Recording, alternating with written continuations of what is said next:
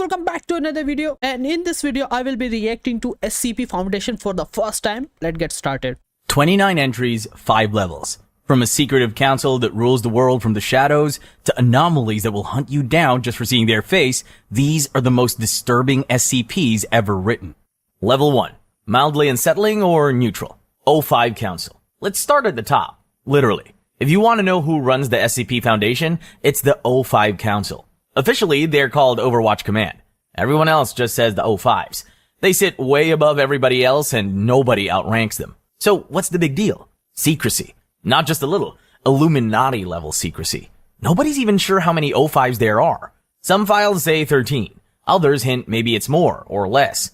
Or that the number changes when nobody's looking. If you're not an O5, And another thing, I think I have already watched a video but I have not uploaded about the SCP Foundation, is that SCP Foundation is also compilation of different universes. So maybe some of the members are from other universe and that's why they are not counted as like a members, but they are members in another dimension, and same group are there. Different members are in that group. you're not supposed to know. Simple as that. Every O5 has level 5 clearance. That's top of the top. If it's too classified for regular agents, the O5s are probably making the call. But they don't micromanage. They only show up for the world-ending stuff, like catastrophic breaches or new anomalies that could snap reality in half. For most Foundation staff, the O5s are like ghosts. You follow orders, hope you never meet one. But here's where things get interesting. You'll see claims about O513 surviving full-on reality resets, walking away from disasters that should have erased them from existence. So, are they immortal? Are they even human? Nobody really knows. Maybe some of them are anomalies too. Yeah, because how can they be humans? Because they are the top members and they need a lot of power to control other SCPs. So yeah, they should have some kind of superpowers, and I don't think they will be a human. They will be also some kind of entity. Locked up and running the Foundation at the same time. But the funny thing, that's still mild compared to what we have down this iceberg. Bottom line, the O5s are untouchable. In one storyline, the Chaos Insurgency actually manages to assassinate almost all of them. But then you hear rumors that some O5s just can't be killed, or that replacements just slide right in. Nobody's ever sure. That's how deep it goes. In the end, think of the O5 Council as the world's shadowy board of paranormal directors. They control the cover-ups, the big decisions, sometimes even create anomalies if it fits the plan.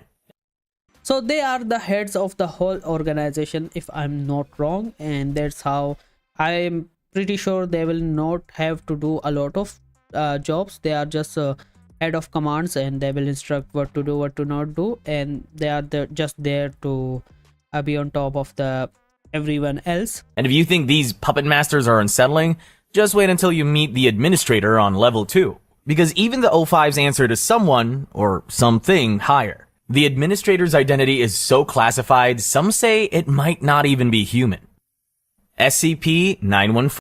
But I'm pretty sure the majority of all the SCP which are in high ranks and have a little bit in specially power. I don't mean by superpowers, I mean by like they are very well known in the SCP Foundation.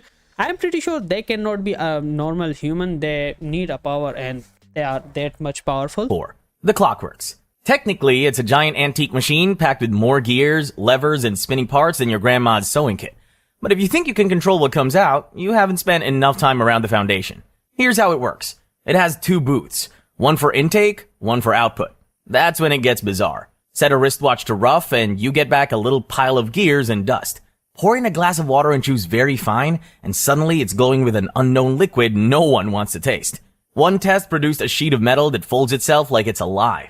Another gave them a battery that never runs out but shocks anything that touches it. There's a reason test logs are miles long. Half of it sounds made up, and the other half feels like it came from a fever dream. And still the scientists keep coming back, because occasionally this thing gives you something useful. A level 1 keycard becomes a level 5. Just like that. But push your luck, and you might accidentally birth a whole new SCP. So it's some kind of gacha which you don't even know what you will be getting. Nobody knows where it came from. It's not evil, it's not alive, it just doesn't care. Think of it like a vending machine for cursed upgrades. No refund button, no manual, and way more existential dread. While the Clockworks turns whatever you put in it into strange twisted versions of itself, there's another machine that does something even weirder. Instead of changing things, it just makes it bigger and weirder. It's the reason for every endless hallway and infinite maze in the SCP universe. It's called SCP-184, and we'll get to that in Level 2. SCP-999, the Tickle Monster. Not every SCP is scary or dangerous. Tickle Monster is living proof that some secrets are actually really sweet. Literally. He's a jiggly orange blob that smells like happiness and feels like warm peanut butter. It's about the size of a big dog, a little heavier than a toddler, and constantly bouncing with excitement. Its whole existence revolves around one mission: making people smile. It wiggles over to anyone nearby, wraps them in a squishy hug, and starts tickling them with soft jelly limbs.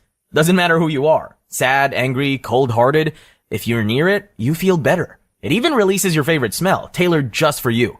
Chocolate, flowers, old library books, whatever works. And the joy sticks around. People report lingering happiness hours after leaving. It's basically antidepressant slime, but way more adorable and without the side effects. Tickle Monster doesn't eat meat, doesn't attack, doesn't ask for much. So this is the SCP which everyone wants, because he is not here to destroy something. He is here to just spread happiness, and in return he does not need anything from the guy or from the people. Just candy. M&Ms are his favorite. And if it ever accidentally hurts someone during play, it immediately deflates into a sad puddle until forgiven. The Foundation doesn't lock it up so much as give it a playroom. Staff are encouraged to visit for morale. And another thing can be that if this SCP has been locked somewhere else and one day he decide to become angry, I'm pretty sure he will do a lot worse thing than the current self he is not doing. And that is the best thing, that you don't have to encourage him especially, or try to make him sad, and just let him be, because he is literally a child. There are full-on tickle fights, complete with mercy tap-outs and wrestling matches. But here's where things get crazy. Tickle Monster once met SCP-682, the hard-to-destroy reptile, which we will talk about later. Basically, the most violent, unkillable creature in the entire Foundation. The reptile tried to crush it, but Tickle Monster just hugged its foot. And then 682 started laughing. A deep, uncontrollable belly laugh that lasted 15 straight minutes. It even asked for more. Of course, once 999 left, 682 snapped and went on a rampage. But even then, 999 risked itself to pull injured staff to safety. What's wild is that 999 still wants to be friends. It tries again and again. And Yeah, so it is literally some kind of you can just say animal, especially like cat or dog, or you can just say he's literally a child who don't know about evil and good. So that's why he is just there for everyone else, and that's why he is very friendly to everyone else, because he don't know the concept of good and bad. even though 682 swears and threatens it, something in that goo clearly gets through. Fans love Tickle Monster for another reason. There's a popular theory that it's the child of the Scarlet King, a super evil monster god, which again, we'll talk about it later in the last tier. In some stories, the king has 7 children, all evil, except the 7th. That one is pure good, maybe meant to save the world from its father. Fans point out that 999 is 666 upside down, the sign of evil turned into good. So while the Foundation is usually about locking up monsters, they treat 999 like a friend. It's a reminder that there's hope and joy, even in a world full of fear. Some even think 999 might one day save everyone. Level 2. Creepy or strange. The Administrator. Remember when I said the O5 Council answers to someone else? Yeah, this is that someone. The Administrator is the SCP Foundation's final mystery, the one figure even the O5s won't question. In some stories, they follow his orders without hesitation.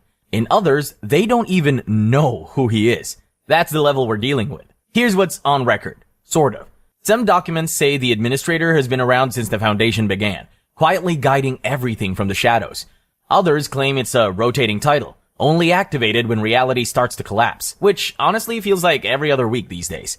Whoever, or whatever they are, the Administrator sits at the absolute top. No face, no name. Just the occasional memo signed the Administrator. No one knows where they're sent from, or how they override even level 5 clearance. They just appear. In-universe rumors go hard. Some say the Administrator is immortal, quietly aging while the world burns. Others describe their strange abilities, resistance to time warps, memory erasure, even reality glitches. A few internal notes mention anomalous traits consistent across every known administrator, like slowed aging or immunity to timeline changes. So, naturally, there are theories spiraling from there. Maybe there's been a line of administrators, each chosen when things get too dangerous.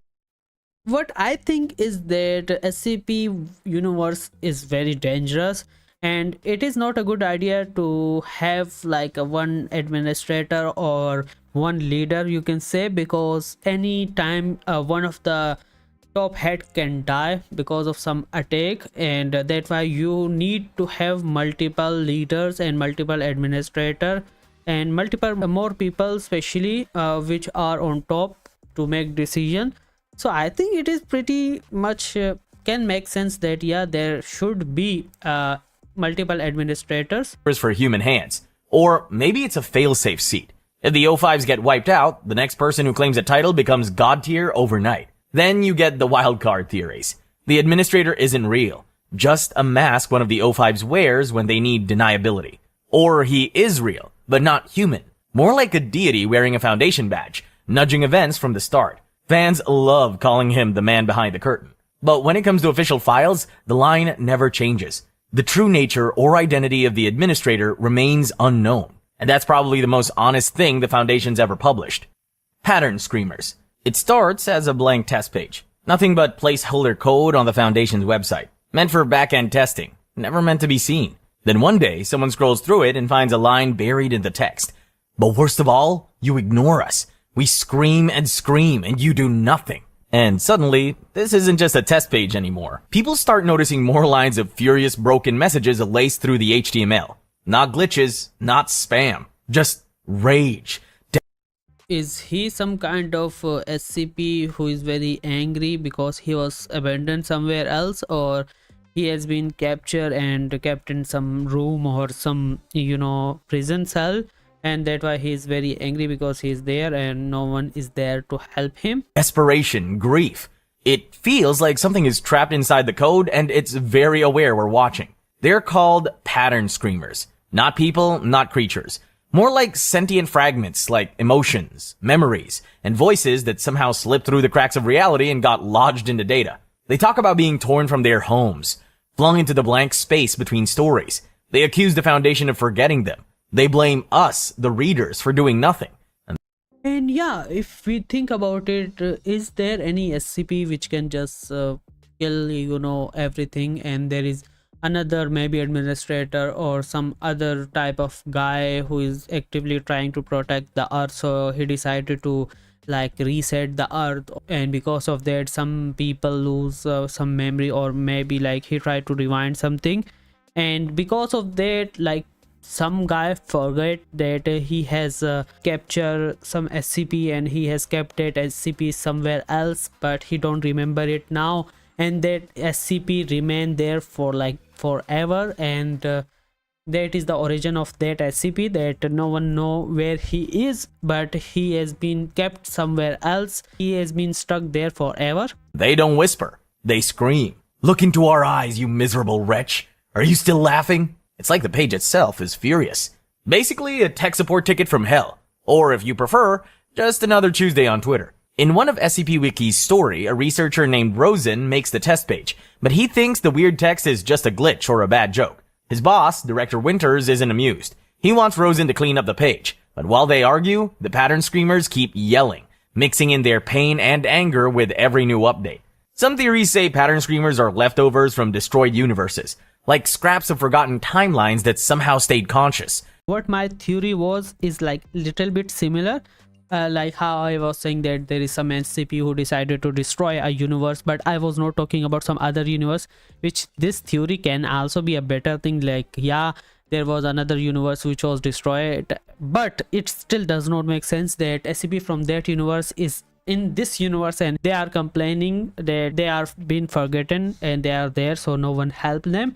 But the theory which I say will also make sense, that there was some SCP which decided to destroy the earth, and there is other SCP people have captured, but those people forgot that they captured those SCPs because of the time reverse or whatever the effect was, like the butterfly effect of the universe being restored, and that's why they were there forever and no one knows they have like SCP in that place.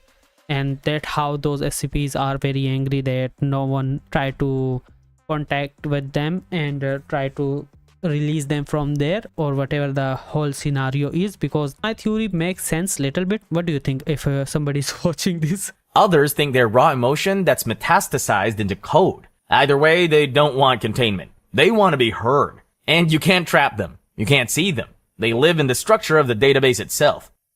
SCP-1529, King of the Mountain. Imagine this. You're climbing Mount Everest, and you've already passed the point where normal rules don't apply. Up here, the air's so thin your brain forgets how to brain. It's called the death zone for a reason. Most people who visit it don't stick around for long, but something or someone does. SCP-1529 is known as the King of the Mountain.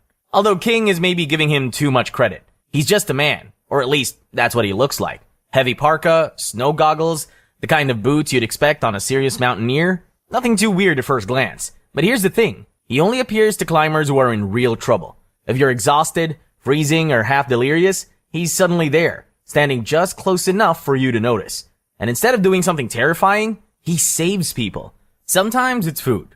Sometimes it's a warm drink. Sometimes just a steady voice that reminds you not to give up. Some climbers swear he walked with them all the way down. Others don't remember the descent at all.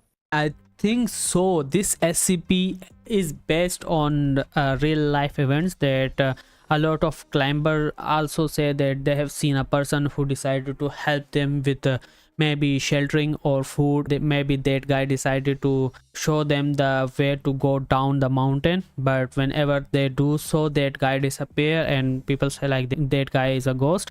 This SCP is like exact copy of those stories. They just wake up at base camp, alive. But not everyone. Sometimes he just watches climbers collapse right in front of him, and no one knows why. There's no clear pattern. He's helped solo climbers and left behind groups. He's saved experts and ignored rookies. People wonder, does he only help those who accept his presence? Is there some invisible test? Or does he already know who can make it and who won't? Try to take his pictures and you'll get camera glitch, vanished footage, GPS goes haywire. It's like the mountain itself wants to keep him a secret. The Sherpas have their own stories. Some say he's a lost climber who never left. Others speak about a guardian spirit watching over the mountain's dead.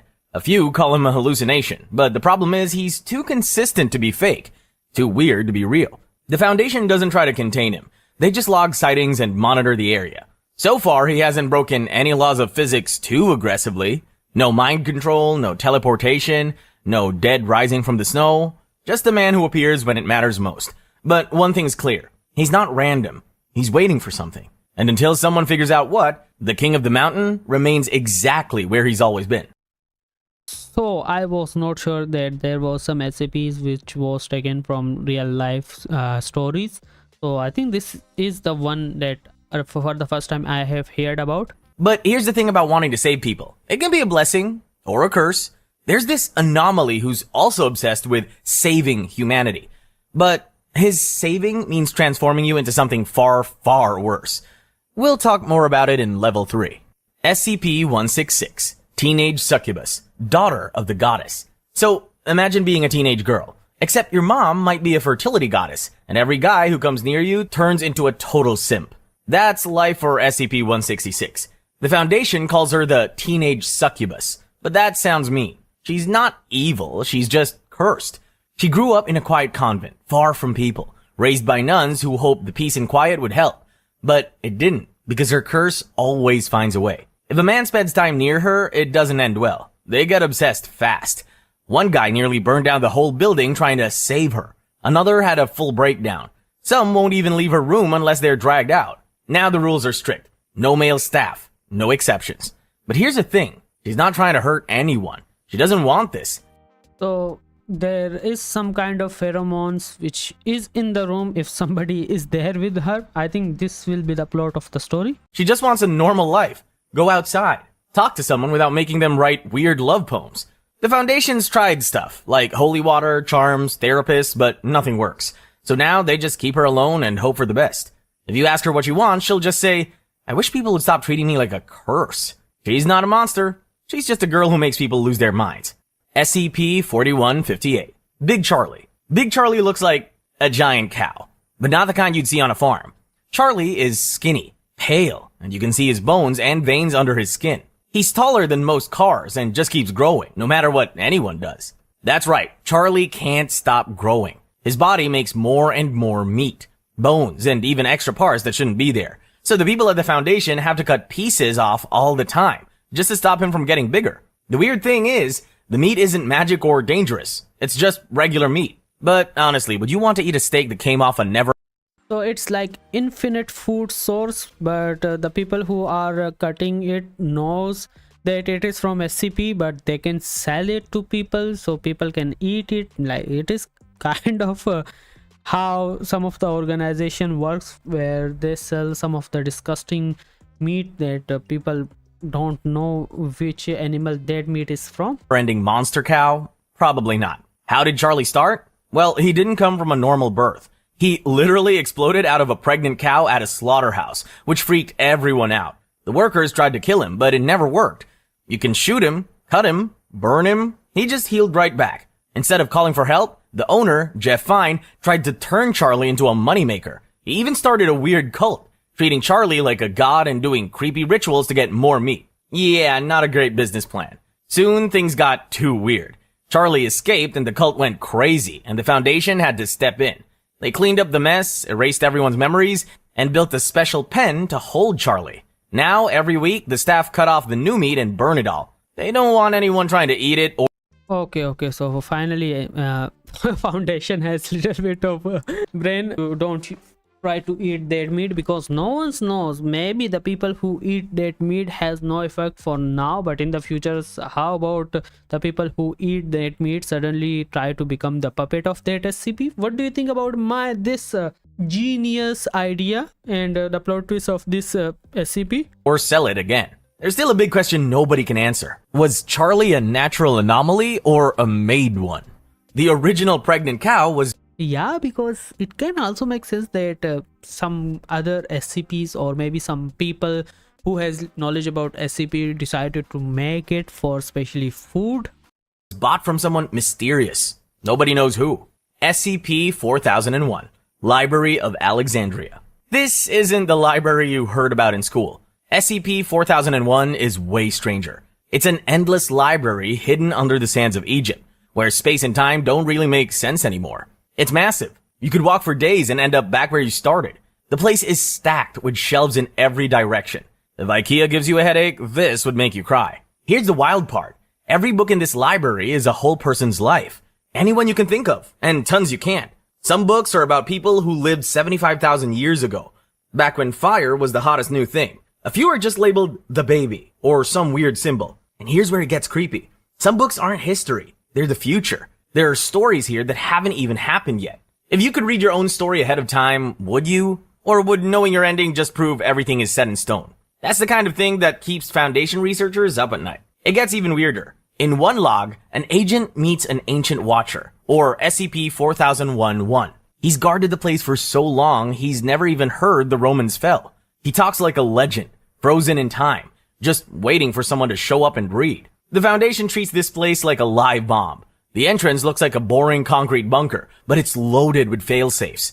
Not that it matters. SCP-4001 mostly looks after itself. Maybe it's just waiting for the right reader, or the story's last page.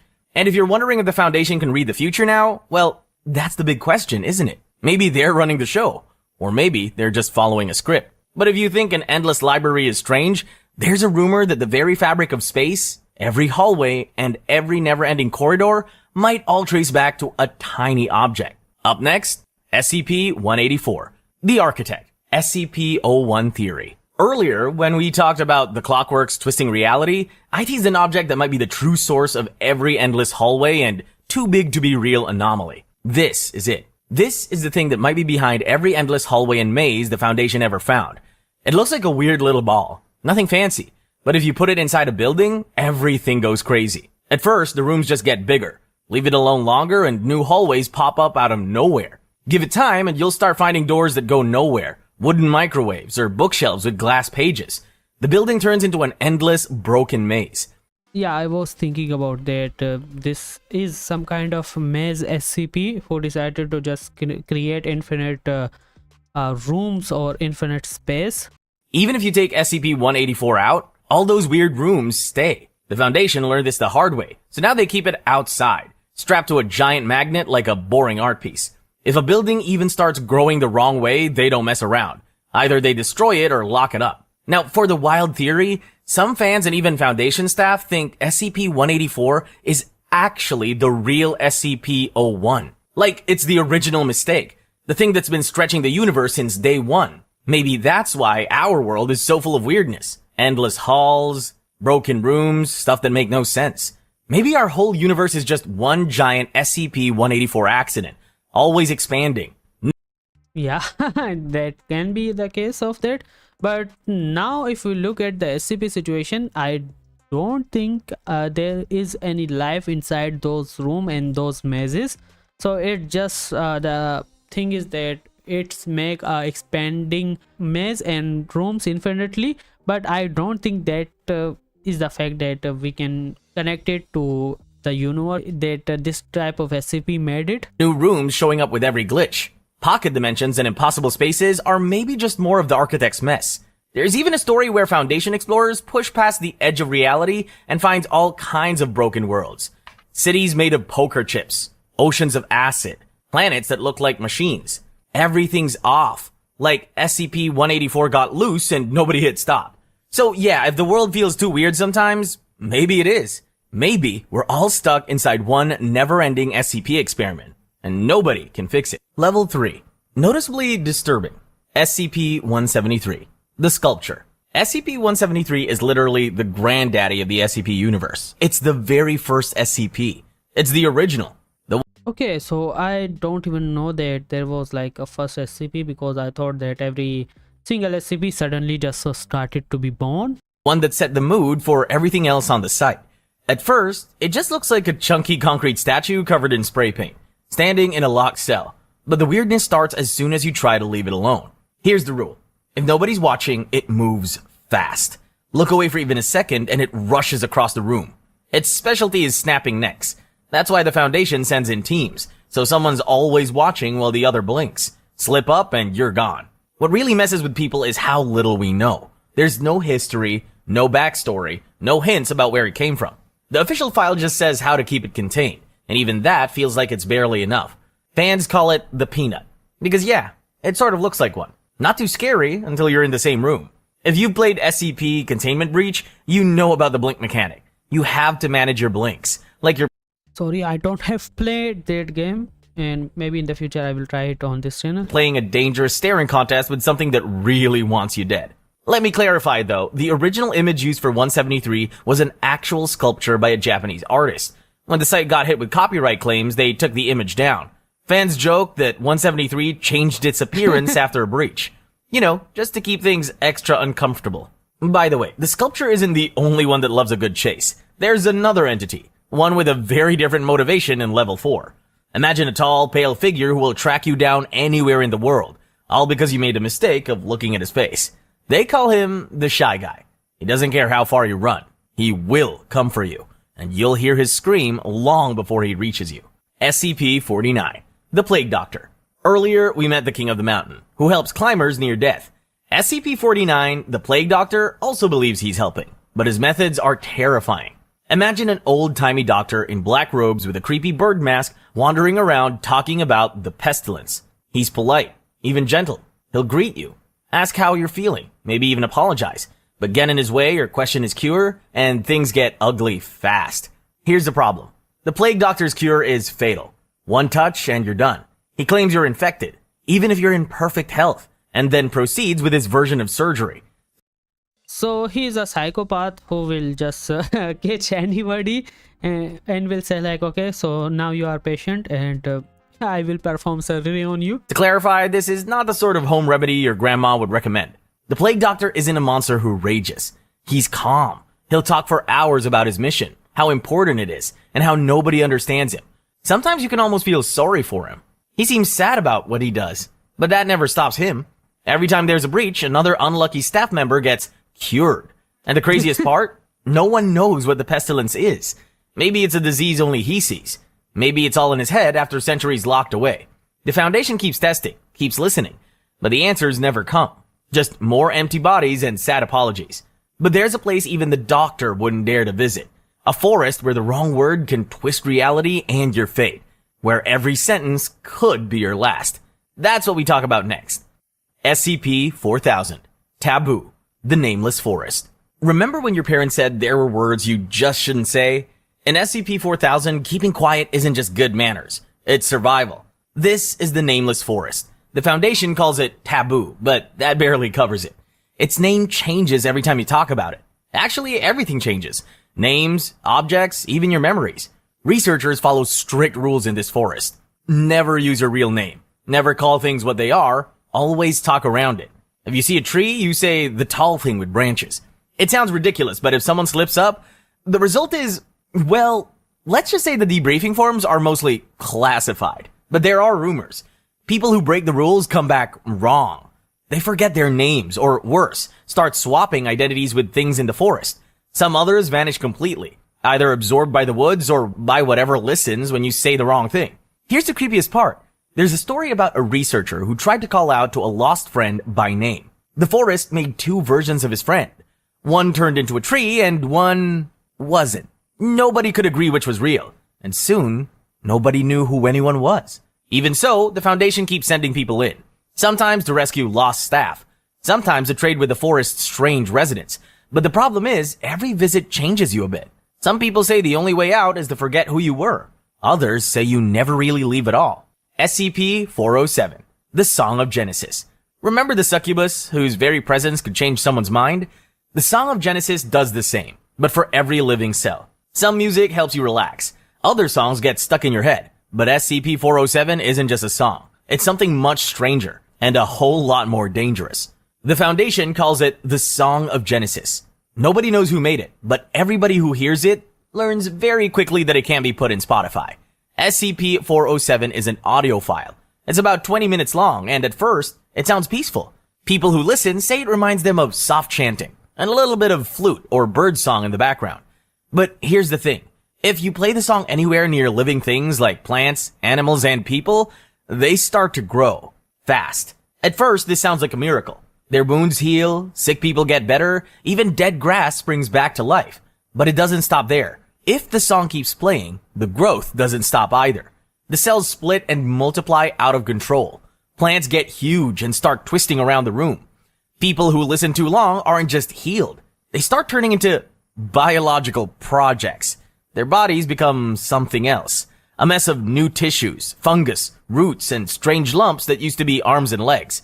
It gets worse. In Foundation tests, a simple room with plants, moss, or even a person inside can turn into a thick jungle in just a few minutes if the song is playing. The listeners can't move or talk once the song really gets going. Instead, they just get swallowed up by the wild growth. The Foundation found SCP-407 by accident. The plants are growing faster, or maybe the area speed has been faster in that how everything started to grow very fast. But this theory cannot be possible if we look at it, because if that was possible, the people who are there will also have to age very fast. So yeah, I think it is that yeah, the plants suddenly started to grow very fast, which is very weird. Some old files say it was part of a bigger project, but most of the history is classified. Now the file is kept locked away. The only way to play it is with permission, and even then, only in special rooms where nothing living can hear it. That includes plants and tiny bugs, anything with cells that can grow. The staff even wears special suits just to be safe. Nobody knows where the song came from or what language it's in. Some people think it's ancient, or maybe even something not from this world. The words don't match any known language, and even computers can't figure it out. The only thing that's certain is that this is not a song you ever want to play by mistake. SCP-579. The Nameless Horror. Nobody really knows what SCP-579 is. The Foundation doesn't even try to pretend. If you open its file, you get no photos, no details, black bars, blank spaces, and warnings that basically scream, "Don't ask." Here's what they let slip. SCP-579 is locked away in a secret room. And nobody, seriously, nobody knows what's actually in there. Even high-level staff avoid the area. The rules? don't open the door, don't peek inside, don't even try to find out more. But if you get close, weird things will happen to you. Some people report headaches, dizziness, and sudden panic, like their brain wants out before they see something they can't handle. Even the toughest Foundation agents make excuses to stay far away. The Foundation does random checks on the chamber, but the main job is just to make sure nobody tampers with it. Basically, the safest plan is to leave it alone and not ask questions. And if someone really tries to dig for answers, that's when things get dangerous. There are cases where staff just vanish or start acting. SCP-579, the Nameless Horror. Nobody really knows what SCP-579 is. The Foundation doesn't even try to pretend. If you open its file, you get no photos, no details, black bars, blank spaces, and warnings that basically scream, don't ask. Here's What? How? Which kind of SCP is that? what they let slip. SCP-579 is locked away in a secret room, and nobody, seriously, nobody knows what's actually in there. Even high-level staff avoid the area. The rules? Don't open the door, don't peek inside, don't even try to find out more. But if you get close, weird things will happen to you. Some people report headaches, dizziness, and sudden panic, like their brain wants out before they see something they can't handle. Even the toughest Foundation agents make excuses to stay far away. The Foundation does random checks on the chamber, but the main job is just to make sure nobody tampers with it. Basically, the safest plan is to leave it alone and not ask questions. And if someone really tries to dig for answers, that's when things get dangerous. There are cases where staff just vanish or start acting like they've seen something that shouldn't exist. Most people figure 579 isn't just some monster or strange object. Some say it's worse, a thing that can't be explained, a weapon gone wrong, or maybe a mistake that should have stayed buried. The only rule that matters, don't look for answers you can't handle. And if you do, the Foundation won't save you. They'll pretend they never knew your name. Level 4. Very disturbing. SCP-343. God. Some anomalies are famous for their danger, but SCP-343 stands out for the exact opposite reason. He just seems pleasant. In fact, the first thing the Foundation noticed is that he walked into containment on his own, smiled at security. So he is a very good guy. But another thing is that I was thinking that, okay, so if you know some of the SCPs are good people, why you decided to keep them in like actively surveillance? How about you let them live a normal, I don't think the SCP has a normal life. So what I was thinking, I mean by like, how about let them to live, but there is another thing, he can encounter people and people can try to harm him and he can just go out of control. So yeah, the life of SCP is very weird for especially SCPs. Because if they are very good, they still need to be under surveillance 24/7 because something can happen, and that is the worst life if you can just imagine. And introduced himself as God. No dramatic entrance, no lightning. Just a calm, older man who's happy to answer questions. If it wasn't for the paperwork, most staff would probably just call him Grandpa. Here's where it gets interesting. The Foundation has tested him in every way they know. He passes through walls, opens locked doors, and can appear anywhere he wants and at any time. Sometimes he disappears for days, only to reappear in his cell with a news story about visiting old friends or seeing the world. The security footage never catches him leaving, but he's just gone. The Foundation's interview logs are a goldmine of existential crises. 343 will talk about history, science, and philosophy, often referencing events that nobody else could possibly know. Sometimes he gives answers that sound profound. Other times, he's just delightfully vague. For example, when asked about his powers, he usually just shrugs and says, well, I am who I am. SCP-343 never seems interested in using his abilities to hurt anyone. He's polite to a fault, never raises his voice, and always asks if staff want to join him for tea. Some researchers actually look forward to interviewing him, because he's the only anomaly who won't ruin your week or try to break containment. There are even rumors that he knows all the Foundation's secrets, but he keeps quiet. Of course, there's always the possibility that it's all an act. Maybe 343 just enjoys messing with people. Or maybe he really is God, and he's just waiting for the right moment to press reset. The Foundation's official stance is observe, don't provoke, which, considering their track record, is probably wise. But while 343 prefers philosophical debates and cookies to chaos, the Foundation can never quite relax around him. After all, if you had God sitting in a cell down the hall, wouldn't you check the security cameras twice? SCP-9... Yeah, I love this guy that he is good guy, but at the same time everyone is cautious that he can do stuff which we don't even know. So yeah, just let them do whatever he wants, but don't let them leave the place. He can leave this area on his own, but we will pretend that he did not leave this area. 39 with many voices. SCP-939 is exactly the reason some people never answer calls from unknown numbers, or why some of us never leave the lights off. Imagine a huge, red, dog-shaped lizard with no eyes, no fur, and a mouth that could give you nightmares for a week. It doesn't hunt by sight. It hunts by sound, which means you could be hiding under a desk, holding your breath, and if you so much as sneeze, you're probably on the menu. But that's not even the worst part, because here's where things get weird. SCP-939 can mimic human speech. Not just words, but entire conversations. It remembers voices and repeats things it's heard before. It could call for help, beg for mercy, or repeat the last words of its previous victims. You see, when you're alone... So he eat taco, or maybe he eat somebody whose name was Taco, or maybe he was eating taco at that time and he decided to eat him. So maybe he was talking about taco and he wanted to eat taco and he decided to eat him. I don't know. Alone in the dark and you hear your best friend's voice asking for help, you want to believe it's real. But that's exactly how 939 gets you.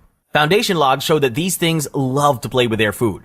For example, they'll use phrases like, "I need help," or "come closer," or, for maximum nightmare fuel, your own name.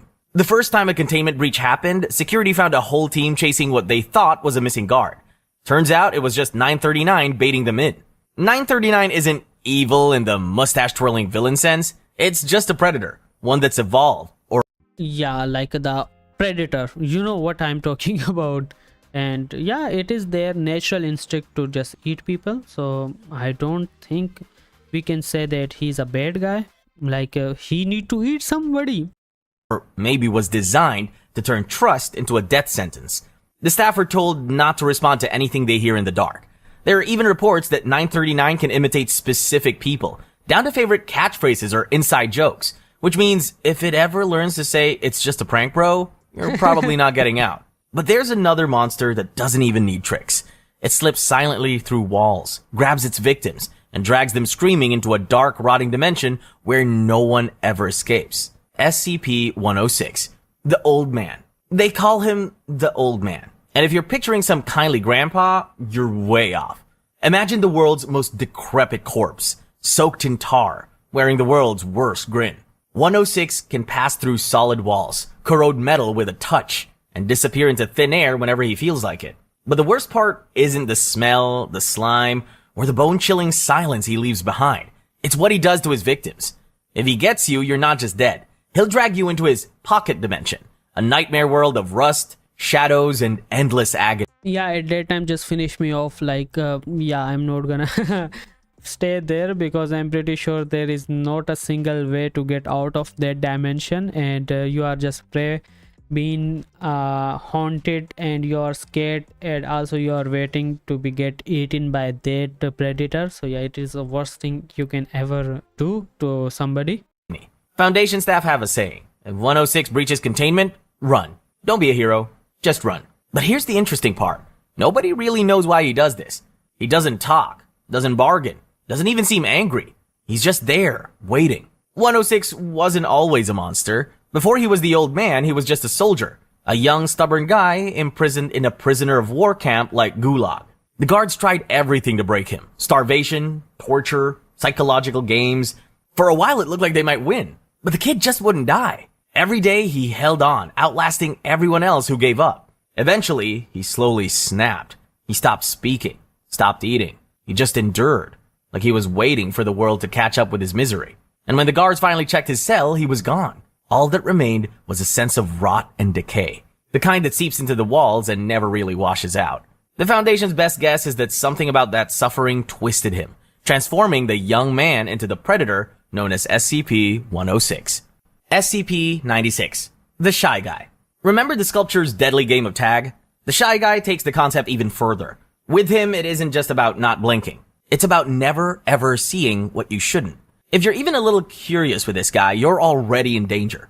There are stories in the Foundation files about entire teams getting wiped out because someone, somewhere, accidentally captured his face with satellite. SCP-96, better known as the Shy Guy. He's famous for one rule, and it's brutally simple. Never look at his face. Not in person, not in a photo, not even on a blurry security cam. Because the second you do, that's it. Game over. Here's the basic rundown. 96 is a tall, unnaturally thin humanoid, pale as a ghost and twice as unsettling. You might think he'd be easy to ignore, but unfortunately, you don't have to meet him to have a problem. All it takes is catching a glimpse of his face, anywhere, anytime. Once that happens, he goes from sobbing in his cell to sprinting toward you at breakneck speed. Wait a second, I think I have seen this guy. Is he from the one game where the guy hit him on the head? I think he is crying or whatever the case is, or maybe just like sleeping there, and he then suddenly started to run at him and screaming. I think this is that SCP is this guy. I think so. Distance doesn't matter. He'll find you. Like a certain snail, except this time, the thing chasing you isn't slow, and you're definitely not laughing. You could be on another continent, hiding in a submarine, or chilling at Comic-Con dressed as Batman. He will get to you. Now here's where things get truly disturbing. Before he catches up to you, 96 lets out an unholy scream, then launches into... Yeah, I know. He is the guy which I was talking about, and I have seen his gameplay. It is very horror type gameplay. When you watch it, like, yeah, he's going to get me. Even if I try to run in that game all day, he's going to get me. And yeah, that was SCP. I don't even know about that. I thought that he was some kind of like a monster there, but this is my first time even hearing about that. That guy is SCP. Or rage so intense he'll rip through doors, armored vehicles, and, most importantly, any hope Foundation cleanup crews had for an easy work week. Once he arrives, the results are always the same. Total, gruesome annihilation of the person who saw his face. Afterward, 96 sits down, gets quiet again, and waits for the next unlucky soul. You might be thinking, why not just keep him in the dark? The Foundation tried that. They keep him in a sealed, windowless box with constant surveillance and every photo or video file under lock and key. But accidents happen. Files get mixed up. Someone opens the wrong email. Suddenly, you're on the clock.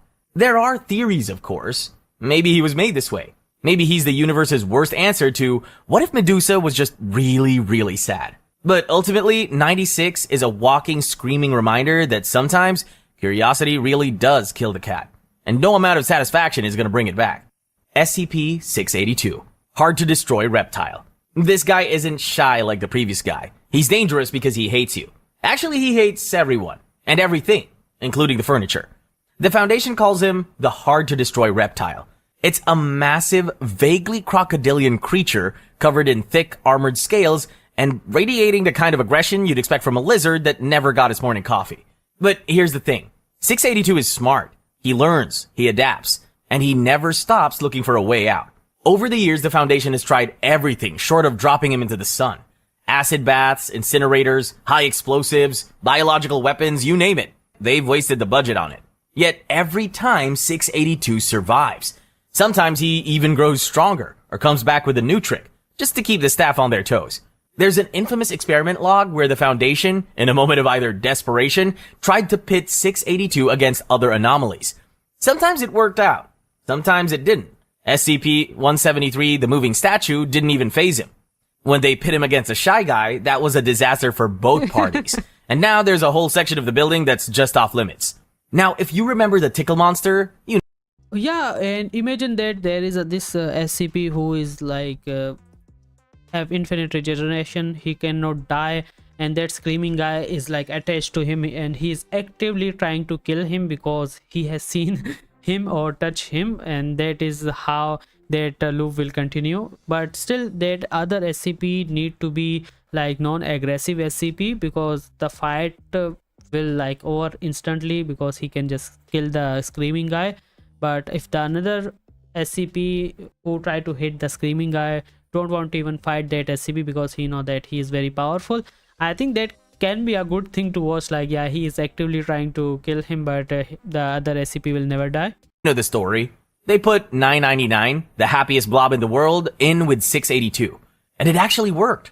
For a few minutes, 682 laughed. He rolled around, played, acted like a giant happy puppy. Then, just like that, he went right back to hating everything. Even pure happiness couldn't last long. Only 682 could turn a playdate with living joy into a tantrum. You might be wondering why the Foundation doesn't just let him go. The answer is simple. He doesn't want freedom. He wants to wipe out everything. Nobody really knows what made him this angry. So he's like the predator.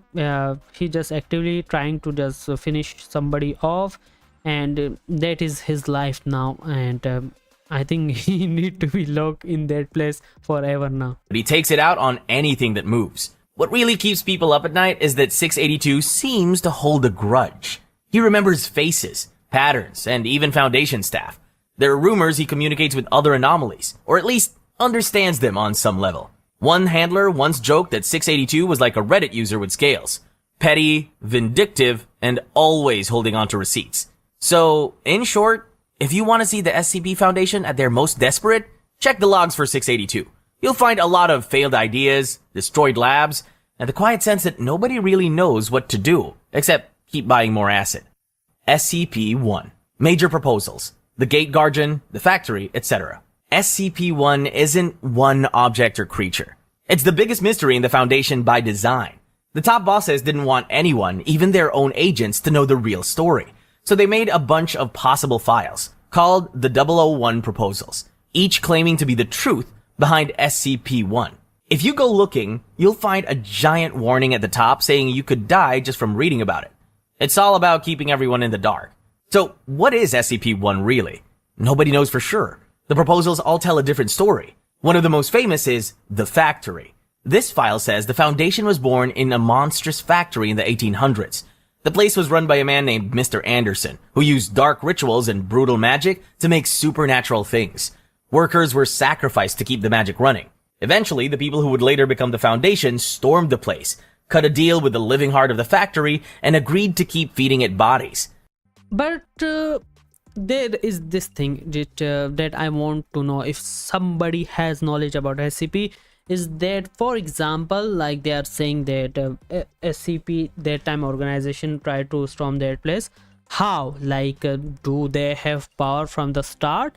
Or they were just like a secret organization and they were some kind of maybe normal, or maybe some agents from countries who try to actively find some strange beings, and then they try to like attack that area and try to seize the whole factory there. But still, how can they do that if they are not that powerful? Because at that time I'm pretty sure they were like normal humans, so how they have power to do that? Like, yeah, I can understand that they have power after like everything and they try to seize everything. Now they have administrator, which I'm pretty sure has more power, and they are not humans, so that like a little bit weird, and this does not even make that much of sense. Hence why D-class prisoners still get sent into danger. They saved the world, but the cost was a guilty, bloody secret at the Foundation's core. Another big proposal is Gate Guardian. In this story, SCP-1 is a massive sword-wielding angel standing guard near the Tigris-Euphrates. The angel burns anything that gets too close, and can't be stopped by any weapon. Some think it's the biblical Guardian of Eden, keeping something much worse locked away. The only word it's ever spoken is "forgive me," which just makes the whole thing even more haunting. There's also When the Day Breaks. In this scenario, SCP-1 is the end of the world itself. The sun changes, and anyone touched by sunlight melts into living sludge. Creatures that just want to drag others into their nightmare. There's no fixing this one, just surviving as long as you can. Other proposals throw out even wilder ideas. Some say SCP-1 is a machine god, or a reality-bending database, or a demon king called the Scarlet King. Every theory is different, and nobody can say for sure which, if any, were true. Maybe that's the point. The Foundation would rather drown us in secrets and lies than let anyone figure out what's really behind SCP-1. And in a world this strange, maybe it's safer that way. SCP-3000. Ananta Shesha. Imagine a sea monster so big, nobody even knows how long it really is. That's SCP-3000. People call it Ananta Shesha, after the endless serpent from Hindu legends. But in the SCP world, it's a massive eel hiding deep in the Bay of Bengal, maybe hundreds of kilometers long. The Foundation has seen parts of it. Sometimes a head, sometimes a long body. But nobody's seen all of it at once. SCP-3000 barely moves. Most of the time, it just lies in the dark ocean, almost like it's sleeping. But the scary part isn't what it does with its body. It's what it does to your mind. Anybody who gets close to the eel, like divers or submarine crews, starts to feel really strange. First, it's fear, then panic, then confusion, and then you start forgetting things. Some people even start seeing things that aren't there. Some fall into a trance and stop answering their radios. In the worst case, SCP-3000 will suddenly lunge forward and eat someone whole. Sometimes the person keeps transmitting for a few moments after getting swallowed. That part is truly disturbing. So it is like a sea monster, which can you say that it is sea SCP? Because like sea monsters, I have not seen like a superpower in that guy. He's just a big guy, which can be classified as SCP, but it is not that impressive. But here's why the Foundation puts up with it. SCP-3000 makes a special gray slime called Y909. This slime is really important because it's the main ingredient for the Foundation's best memory-erasing drugs, called amnestics. Okay, so I was very fast to judge this guy. So okay, it is pretty cool now that he has some kind of power. That's why I was saying like, okay, he is SCP, but he does not have that much of a power. But yeah, it makes sense now that he has power. These drugs are what the Foundation uses to make people forget about monsters, ghosts, and other SCPs. Amnestics made with Y909 are much safer and last longer than the old versions. They're so good that people almost never remember what happened, even years later. But there's a problem. SCP-3000 only makes this slime after it eats a person, usually a D-class, which means a prisoner. After SCP-3000 feeds, it goes quiet for a couple of hours. During that time, special dive teams rush to its head and collect the Y909 before the eel wakes up again. It's very dangerous. Divers can lose their minds or get eaten too if they aren't careful. Still, the Foundation keeps doing it because they need Y909 to keep the world safe from secrets. Some scientists in the Foundation wonder if SCP-3000 is eating more than just flesh. Maybe it's feeding on people's minds or even their souls. That would explain why people nearby feel so confused or forgetful. Okay, so sorry for that I did not even pay attention to that this eel has other power, which was the mind confusion part. There's something sad and scary about it. The same eel that eats your memories is helping the Foundation make others forget, too. SCP-3000 is special because the Foundation isn't just locking it away. They're actually using it. Officially, it's called Thaumiel class, which means it helps the Foundation, even if it's a nightmare. Level 5. God forgive me. SCP-2845. The Deer. If you ever wondered what would happen if a cosmic horror wore antlers, look no further. SCP-2845, better known as the Deer, is the kind of anomaly that makes everyone in the Foundation's ritual department sweat through their lab coats. Forget Rudolph, this one doesn't just guide slays. It could rewrite reality with a look. Let's start with the basics. SCP-2845 looks like a massive six-horned deer. But that's where the nature documentary stuff ends. It suddenly appeared in Greenland, destroyed a coal mine, and then transforming people and objects into chemically complex objects, causing weather anomalies and making the town nearby a focal point for international media before the Foundation intervened. Nobody knows where it came from. Maybe another dimension, or maybe a failed science project. What's special about the deer isn't just its appearance. It warps reality around itself, and the only thing keeping it from breaking loose is a containment ritual so complicated it would make a Catholic priest give up. We're talking candles, salt circles, chanting, costumes, the whole 9 yards. And if the ritual slips even once, 2845 starts transforming everything nearby into strange, impossible shapes. Concrete becomes citrus fruit. People become cubes of frozen gas. And occasionally, the color orange decides to just not mean orange anymore. So what's the Foundation's solution? Build an entire facility around 2845, staffed with people who do nothing but memorize and perform rituals day and night. Wait a second, so he raped reality, or he just changed the perspective of people who are seeing things? You know what I mean by that? Like he literally changed those things physically, or maybe the people who are seeing those things change about it. And also, how it's possible that they can just build a whole facility around him? Like how is he sleeping and they are working there to build the facility? like how that thing works about SCP Foundation, because I'm pretty new to this and I have known about it maybe less than 1%, so I don't know a lot about. But how like these SCP functions works, how they get captured, and some of the abilities are not they explain that well. If someone misses a step, even by a second, all bets are off. Some poor interns have nightmares about dropping the wrong colored candle. To put it simply, nobody wants to be the reason the world ends because we messed up the deer dance. If that sounds excessive, keep in mind that every previous attempt to kill or move 2845 has failed spectacularly. So is he there in that specific place and he can't move from there, or like what is the whole thing about it? Missiles, poison, even nuclear weapons, but nothing leaves a scratch. In fact, trying to harm it usually makes the rituals harder, or just causes more chaos. Some Foundation staff whisper that 2845 is a god, or maybe an exile from somewhere far worse. Others think it's proof that the universe really is run by a committee, one with a twisted sense of humor and a fondness for antlers. But the truth doesn't really matter, as long as everyone keeps lighting the candles and praying nothing goes wrong. SCP-2317, a door to another world. Some SCPs are scary because of what they do. SCP-2317 is scary because of what might happen if anyone makes a mistake. At first, it just looks like an old wooden door in the middle of an empty room. But this door is actually the one thing standing between us and something so big and dangerous it could end everything. Behind the door is a place the Foundation calls another world, but nobody's really sure what it really is.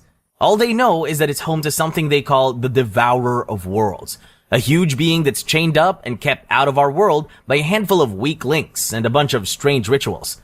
Every day, Foundation staff perform the same routine, lighting candles, drawing chalk circles, reading from old books, and repeating steps exactly as written.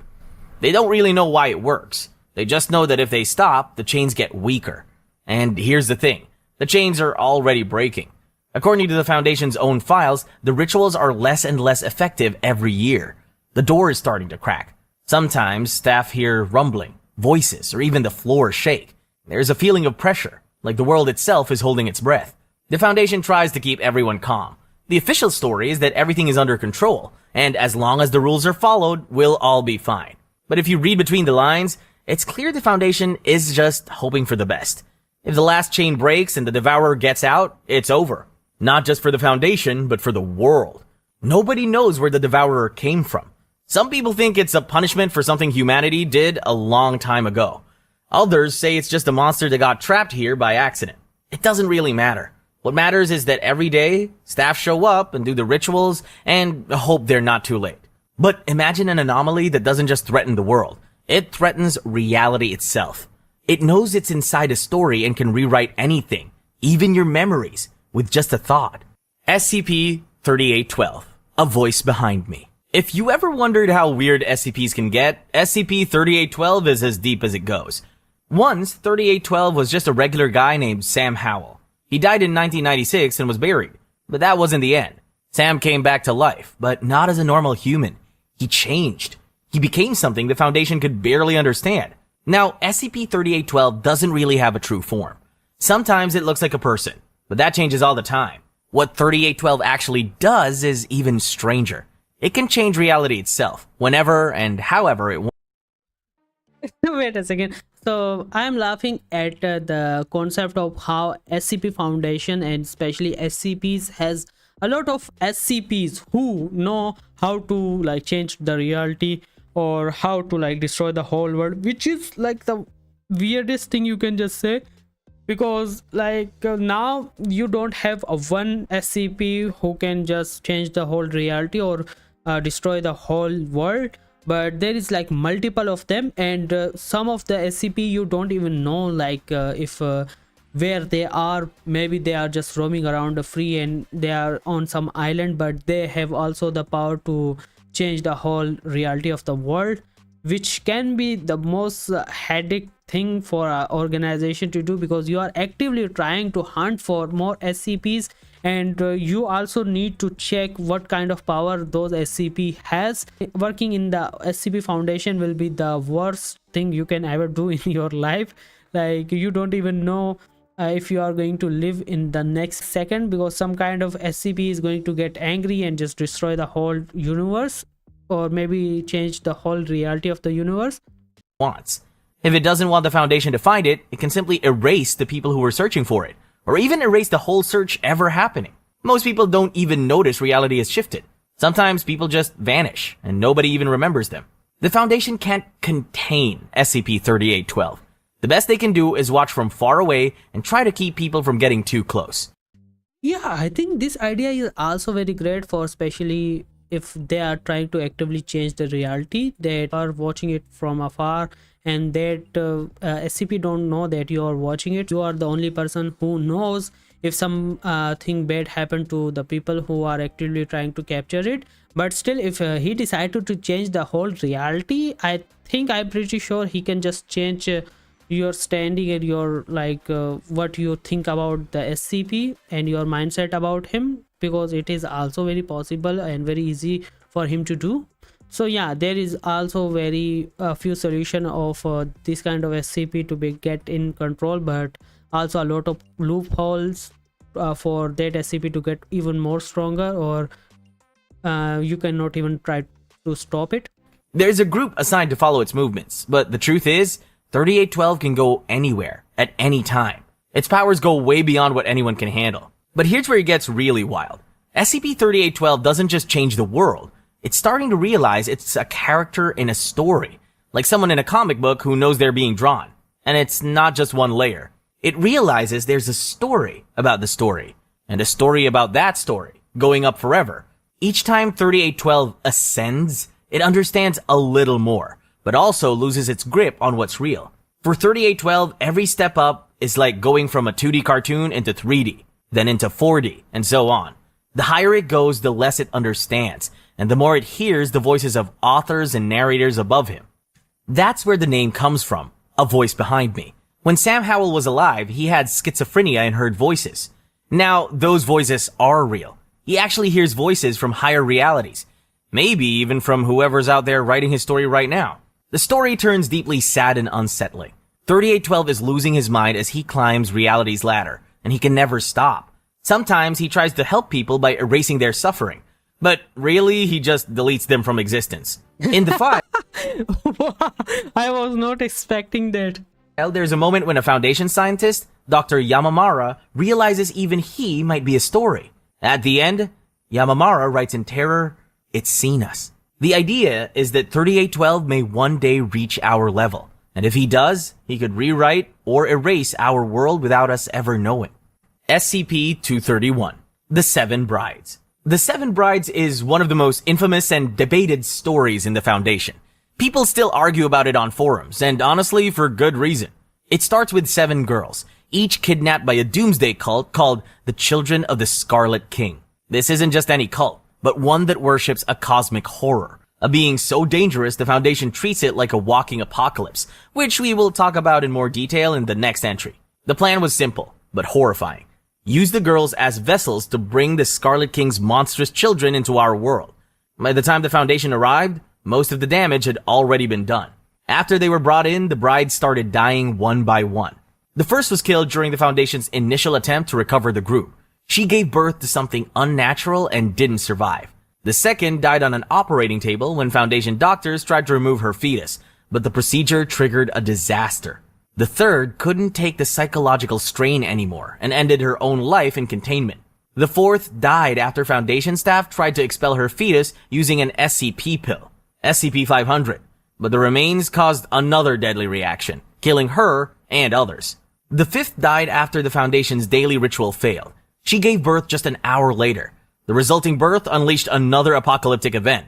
What kind, the Foundation doesn't say, but records showed that reality itself seemed to bend. Some researchers were never found, and the incident log only lists them as lost to the anomaly. The sixth was killed during an escape attempt. Foundation staff tried to save her, but both she and the agent died, unleashing yet another catastrophe. So now, only one, SCP-231-7, is left. The Foundation's solution is brutal. She's kept chained to a hospital bed in a soundproof cell, never sedated, never left alone. Her food and fluids come by IV. There's only one thing that keeps the world safe, a daily event called Procedure 110, Montauk. Nobody outside the highest ranks knows exactly what this ritual involves. All the details are redacted, and every staff member who's ever been involved is under strict orders not to speak about it. The official file admits, Procedure 110 Montauk is as horrible as you've heard. That's about as close as the Foundation gets to a confession. What is actually happening in there? The Foundation rotates in 6 Class D personnel every day. These aren't just any prisoners. These are people picked for obedience, who've been through psychological screening and have explosive collars on just in case. Or maybe you can just brainwash them and they will follow you. How about that? Like, there is multiple things you can do for people to actively try to be obedient to you, like how some of the organization should do, like SCP Foundation. If a D class doesn't come back from the procedure, their collar detonates. There's no anesthesia, no mercy. The staff aren't even allowed to comfort her, and any sympathy is grounds for immediate removal, or worse. The entry doesn't spell out the details. Most readers and fans believe the ritual involves extreme sensitive violence, but others have written fan stories where it's just psychological torment, or some kind of supernatural fear ritual. Still, the Foundation is clear about one thing. Whatever they're doing, it's the only thing standing between our world and total annihilation. Let's talk about the Scarlet King. The Scarlet King. If the SCP universe has a final boss, this is it. So who or what is the Scarlet King? He's not just a monster. He's more like a dark god, or a force of pure evil that exists outside our world. People see him as a huge, terrifying king wearing red, crowned with flames, surrounded by chaos. Sometimes he shows up as a monster with red tentacles, horns, or just as a huge shadow of hate. He doesn't really have one body. Instead, he's like a storm of bad energy that wants to break through into our world. In the stories, the Scarlet King lives in his own nightmarish dimension, always looking for a way in. If he ever breaks through, that's the end of our world. People talk about CK or XK class events, which just means goodbye world. He is the enemy of order, reality, and hope. Let's pick up where we left off from the 7 brides. That's where the king first showed up. Each bride was forced to carry the Scarlet King's child, and you already know how that goes. But the last bride is still alive, locked away under the Foundation's harshest containment. Every single day, they perform a ritual on her that's so brutal, no one even dares write down what actually happens. The reason? If the ritual ever stops, the last child might be born, and the king could finally break through. But here's the So he is waiting for that twist. Some Foundation leaders later wondered if all that pain and fear was actually making the king stronger. When they finally stopped the rituals and just treated 2317 with kindness, nothing bad happened. That made people wonder, maybe the king feeds on suffering. Or maybe those children are not for the king to return, or those children were like maybe the protector of the earth, and they were there to just if someday the king tried to return to earth, they will there to like kill the king. How about that? Like, I think this story is also pretty good if we think about it. Like how people think that those children were bad, but in reality those children were good, and they were actively there to protect the people of that earth. But the SCP think about it in a wrong sense. And by being cruel, the Foundation was helping him all along. The Scarlet King isn't just a story. He has cults, fanatics who want to bring him here. The Foundation has fought them for years, sometimes wiping out entire groups. There are hints that other SCPs are his children or his servants, like SCP-682, the unkillable reptile we talked about before. Some say he's the king's 4th son, full of pure hate. And then there's SCP-999, the tickle The tickle monster. I will call him the Rimuru Tempest, because he looks like him, but we need to change his color from orange to blue. monster, which we already met. Lots of fans think 999 is the king's 7th child, but this one turned out pure good, a blob of hope who might one day stand against his father. 999's number is literally 666 flipped. Hope against hate. The Foundation is so scared of the Scarlet King, they try to cover him up.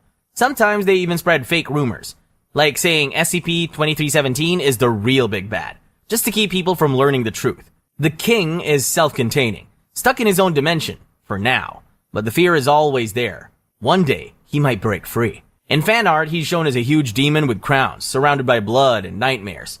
Every story about ritual blood So can I say that maybe he is the Lucifer of hell? Like maybe that can also make sense. Sacrifice or unstoppable evil points back to him. He is chaos itself, the thing behind the curtain, the reason the Foundation never truly relaxes. So in summary, the Scarlet King is the shadow over everything in SCP. He's not in a cell, he's in the dark, waiting. And maybe, just maybe, if you think back to the Tickle Monster, you'll remember that in a universe built on darkness, even the smallest bit of joy might matter more than anyone realizes. Humanity's going to hell.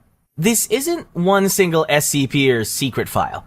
It's the gut punch you get from the darkest corners of the Foundation. The sense that, no matter what, humanity's fate is just pain and misery. Sometimes it's literal. Here's how it plays out. In some stories, the world ends with a bang. In others, everything just breaks down slowly. But the real nightmare comes when the Foundation learns something so horrible, so hopeless, that the only mercy left is ending it all. Take SCP-5000. This story is famous for flipping the whole SCP universe on its head. One day, the very people meant to protect us, the Foundation, just start killing everyone. The crazy part is nobody knows what secret broke them. There's only hints, coded messages telling staff to harden your hearts, and secret files that shut people up for good. What did they find out? Most people think the answer is simple and chilling. God hates us. The universe itself wants us to suffer. Maybe the afterlife is just a torture chamber.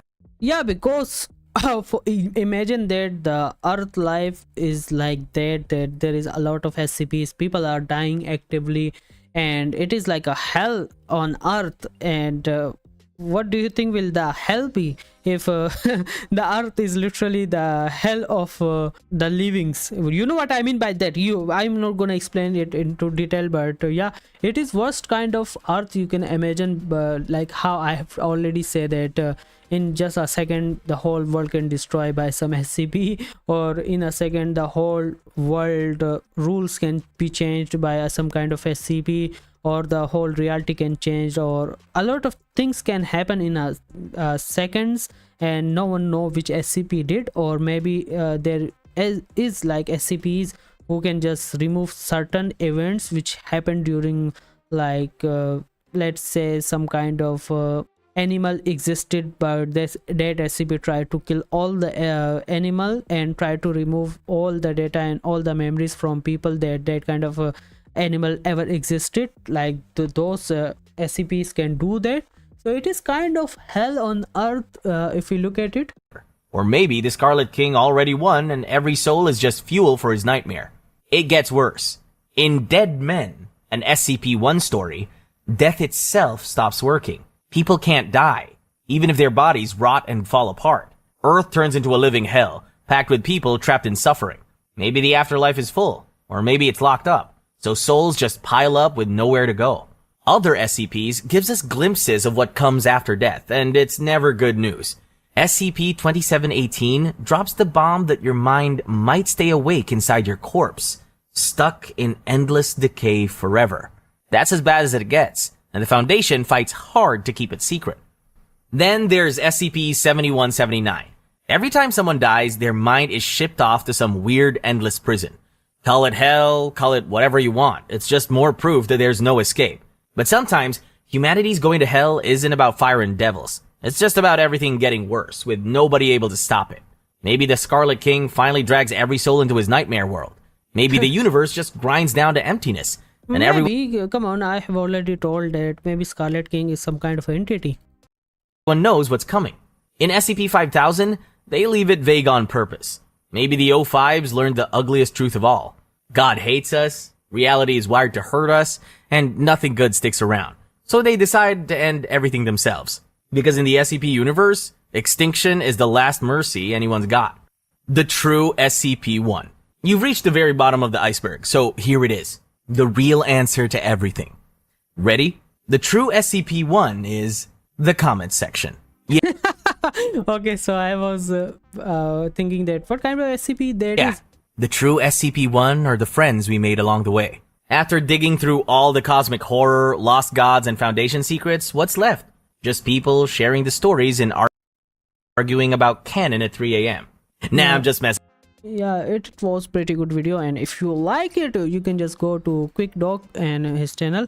I will definitely watch other SCP videos because I'm not that well versed, especially the SCP Foundation, so I will definitely watch it. And there is like multiple more series that I will definitely try to watch it. And that's it for today video. See you in the next video. Until then, bye bye.